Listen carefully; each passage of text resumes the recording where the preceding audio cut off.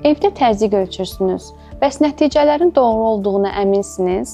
Əslində bir çox insan təzyiq aparatından istifadə etsə də, ölçmə zamanı yol verdiyi kiçik səhvlər nəticələrin yanlış olmasına səbəb olur. Təzyiq ölçməzdən əvvəl ən azı 5 dəqiqə sakit vəziyyətdə oturmaq tövsiyə olunur. Ölçmədən 30 dəqiqə əvvəl qəhvə, enerji içkisi, siqaret və intensiv fiziki aktivlikdən uzaq durmaq vacibdir.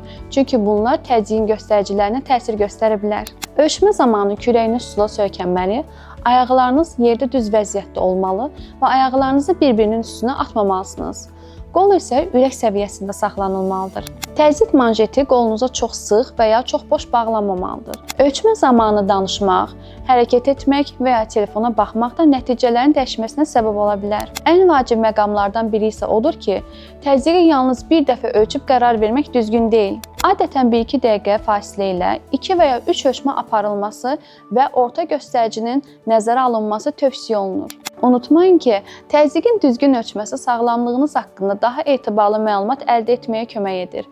Əgər göstəricilər davamlı olaraq yüksək və ya aşağı çıxırsa, mütləq həkimə müraciət etməlisiniz.